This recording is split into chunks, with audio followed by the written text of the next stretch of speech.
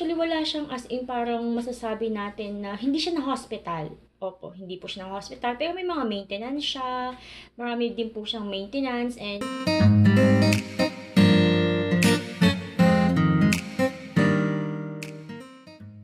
Annyeong Tsingadol! Good afternoon! And ngayon ay magkukwentuhan tayo kasi kung hindi napansin yung in-upload ko na shorts video dito sa YouTube channel ko, may bad news kami na isi-share sa inyo. Ito ay sobrang biglaan lang talagang nangyari. Ganito yung biyanan ko, si Omanim po, ay pumanaw na po siya. Yes, nung ano lang po, nung July 21. July 21, 22, 23, yun yung date, halos 3 days. Lahat na yun is na-prepare na namin lahat ng paglibing, paglalamay, ganyan. Oo. So, ganito po yung nangyari nung July 21, mga 6 p.m. Doon po, namatay yung biyanan ko. And yung cause of death niya is parang stroke or cardiac arrest, mga ganyan po. So, hindi namin talaga totally alam kasi po, sa labas po siya pumanaw. Opo, kasi yung July 21 po, naglaro siya, pumunta siya sa friend niya, na medyo, siguro mga nasa almost an hour yung biyahe. Kasi yung biyanan ko guys, actually wala siyang as in parang masasabi natin na hindi siya na-hospital. Opo, hindi po siya na-hospital. Pero may mga maintenance siya. Marami din po siyang maintenance. And yung kadalasan niyang nirereklamo is yung tuhod niya. Kasi talagang dati pa, may problema na po yung tuhod niya. And yung upper na body niya, bandang itaas, is medyo lumaki. Tumaba po talaga siya. So, may problema na yung tuhod niya. Tapos, tumaba pa yung bandang itaas ng katawan niya kasi hindi makapaglakad-lakad and madalas exercise. So, di ba tumaba siya? So, mas lalong nag-worse o mas lalo siyang nahirapan na maglakad. Kaya gumamit na po siya ng tungkod. Dati kasi kahit sumasakit yung tuhod niya, hindi niya kailangan ng tungkod. Pero, siguro mga last year, mga half, sa kalagitnaan ng taon, is nag-start na po siyang magtungkod-tungkod talaga kasi hindi na kinakaya. And medyo may hingal din siya pag naglalakad kasi nga, yun nga, tumaba nga siya. So, yun. And may mga maintenance, pero yung, alam mo yung parang hindi naman masasabi na yun yung magiging cause ng kamatayan niya. So, ayun. Bali nung July 2, ata mga ganyan is yung birthday niya, nag-celebrate pa kami. Tapos, July 19 ba? July 18 is nag-celebrate pa kami ng death anniversary ng father-in-law ko. Tapos, nag-usap-usap pa kami ng biyanan ko na pagka July 23 is schedule niya ng check-up at pagkuha ng gamot sa mga maintenance niya. So talagang sobrang shock na hindi pa makapaniwala sa lahat ng nangyayari sa amin ngayon. Kasi yun nga, July 21, lumabas siya. And medyo mainit dito sa South Korea. As in ngayon, kasi natapos na yung ulan. Parang mga last week is umulan talaga halos sunod-sunod. Pero ngayong week is bumalik yung pagiging sobrang mainit.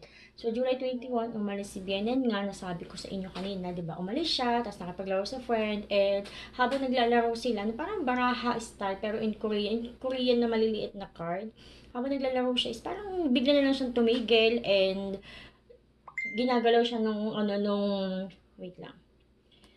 ginagalaw siya nung friend niya kasi di nga siya gumagalaw na, bigla siyang tumigil, nakayuko. Nung ginagalaw siya is natumba na po siya. So at that time is tumawag na yung friend niya ng ambulance and on the way papuntang hospital, sa malapit na hospital is tumawag yung crew ng ambulance na yung mother-in-law ko nga is dadalhin doon sa hospital na malapit doon sa location kung saan siya natumba, ganyan. And yun nga, nag-prepare na kami ni Mr. Dax. Tapos, papunta na kami doon. Tumawag ulit yung nasa hospital na. Tumawag yung hospital na sini-CPR na nga daw yung biyenan ko. So, ganun kalala. Hindi namin i-expect na ganun kalala. Tapos, bago pa kami makarating doon sa hospital mismo, sinabihan na wala na nga yung biyenan ko. So, sobrang nakakashock guys. Ang bilis ng pangyayari. Dead on arrival po siya na dumating sa hospital. Tapos after nun, di ba 6 p.m. siya namatay?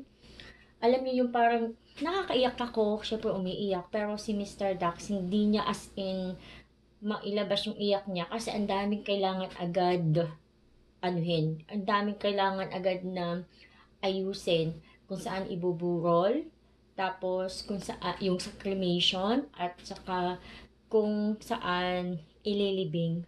So talagang alam niyo yon yung namatayan ka tapos ang busy pa talaga na ang daming dapat gawin. So 21:06 p.m. is nag-ayos na. Bali, ibinurol yung biyenan ko, hindi doon sa hospital kung saan siya namatay. Kasi dito sa South Korea, di ba yung mga hospital din, sa ibaba nun is may mga pwede na doon doon na lamayin.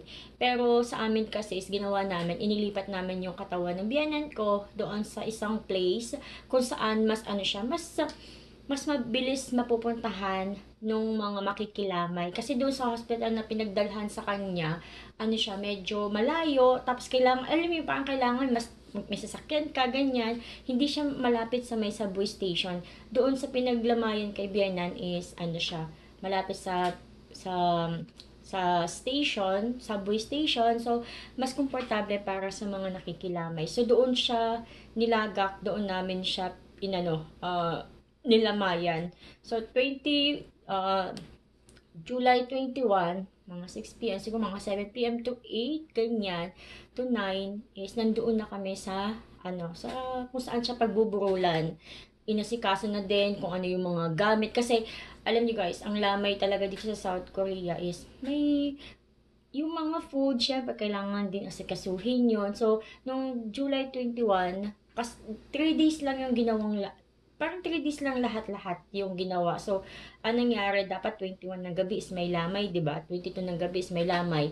Tapos 23, wala nang lamay yon kasi nga, aayusin na yun para iburol na din siya. So, anong nangyari, hindi kami nakapaglamay noong July 21 kasi sobrang busy nga at biglaan. Hindi din agad-agad makakapunta yung tawag doon, yung mga maglalamay. So, ang ginawa lang is July 22 naglamay. So, lahat-lahat ng bibisita is July 22 lang pumunta. Yung 21 kasi is kahit meron ng lugar kung saan paglalamayan yung ganyan ko, hindi kami tumanggap ng mga makikilamay. Oo, kasi nga, busy pa, hindi pa namin madami pang asikasuhin. So, isang araw lang talaga, parang masasabi mong pinakalamay. So, ayun, isang araw yung lamay, napakadami ng mga pumunta, nakilamay. Tapos, kinabukasan nun is hindi na tumanggap ng maglalamay, 'di ba? Hindi na nagtumanggap. Tapos nagantay na lang kami hanggang 2 p.m. 2 p.m. kami nagantay kasi aalis na kami. Meron kaming sasakyan, pupunta na kami doon sa kung saan ikikremate yung biyenan ko. Oo. Tapos after nun, mga 5 p.m. natapos yung cremation. Tapos hinatid na namin doon sa kung saan siya ililibing. July 23 yun. Diba? Sobrang bilis. 21 namatay. Lamay 22, 23 nilibing. Tignan nyo guys, sobrang bilis. Ang bilis ng mga pangyayari. Dito naman kasi sa Korea is ang bilis ng yung mga dapat asikasuhin, ang bilis ng mga proseso. So talagang halos, ayan, 3 days tapos agad. Ngayon is, alam niyo yun, nailibing na lahat-lahat pero parang hindi pa kami as in maka-move on. Parang hindi pa nagsisink in sa utak namin na ganun na yung nangyari sa biyenan ko. Oo. So, ayun, hindi lang medyo mga sad kami talaga ngayon kasi na-surprise talaga. Pero, alam niyo guys, nung nabubuhay pa yung biyenan ko, isa sa mga worries niya, yung mamamatay siya ng kailangan pang mga hospital, tas kung ano-ano pang ituturo, kung ano-ano pang kukunin mga dugo, mga ganyan, yung ayaw niyong ma-admit sa hospital. Kasi, nung panahon na yung biyanan kong lalaki is buhay pa, bata pa namatay yung biyanan kong lalaki, nagkaroon siya ng stomach cancer. And siguro mga 2 years, mga 2 years din nakipaglaban sa sakit yung biyanan kong lalaki. So na na nasaksihan lahat yun ng biyanan kong babae. Kaya parang nagkaroon siya ng trauma. Nakita niya yung sakit na pinagdaanan ng asawa niya. Kaya siya yan ang kinakatakot niya. Ayaw niyang mamatay ng ganun din yung mahihirapan siya. Kaya lagi niya sinasabi, lagi niyang parang ano niya sa amin, bilin niya din sa amin na kung siya man is parang mag-50-50 or mawala ng malay, tapos kailangan pang i-revive kasi hindi na siya magising, tapos parang, alam mo, coma, wag na lang daw. Wag nang pabutasan, wag nang pa kung ano pang gawin sa kanya, hayaan na lang daw siyang mawala, ganun. Kasi ayaw niya. So, ngayon, ayan, parang natupad naman yung wish niya, nawala siya sa mundong ito, na hindi talaga at hindi nahirapan, 'di ba? And yun na lang yung iniisip ng mga anak niya, at saka ng apo niya. Yung biyanan ko talaga nagpalaki doon sa apo niya, yung anak ni Mr. Dax. So, yung apo niya talaga yung sobrang nasasaktan ngayon talaga. As in, hinahanap-hanap niya yung lola niya. Pero yun nga, sabi nga ng magkakapatid, si Mr. Dax sa mga kapatid niya, ano na lang, tinitignan na lang nila yung bright side na hindi nga nahirapan si Bianan. Nakakalungkot lang guys, yung parang bigla ang dinawala. Kasi parang, alam mo yung hindi kami nakapagpaalam, di ba? Hindi man lang kami nakapagpaalam. Hindi man lang namin naalagaan nung mga time na, may iba is inaalagaan pa, yung parang hindi na makalakad, di ba? Yun, yung hindi namin nagawa sa kanya. So, medyo sad din. As in, sad din talaga. 'Di ba? Kasi hindi talaga expected. Yung tipong umalis siya ng bahay, tapos expected. Kahit siya, hindi din niya alam na mawawala siya. Oo, kahit siya wala siyang, kasi yung biyanan ko, umaalis siya ng bahay na maganda yung condition niya. Hindi yan naalis ng bahay or hindi siya nakikipagkita sa mga friends niya, bibiyahe, pag hindi maganda yung condition niya. So that time, July 21, na umalis siya, it means okay yung condition niya.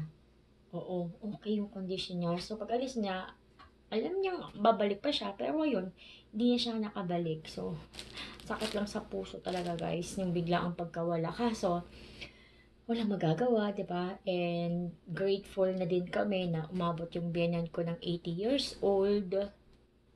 So, ayun, sa mga nagtatanong, ito na yung kasagutan kung paano namatay yung biyanan ko, sa mga pinagdadaanan namin ngayong panahon na to. So, maraming salamat sa lahat ng mga sumusuporta, and see you sa akin next vlog. Bye-bye!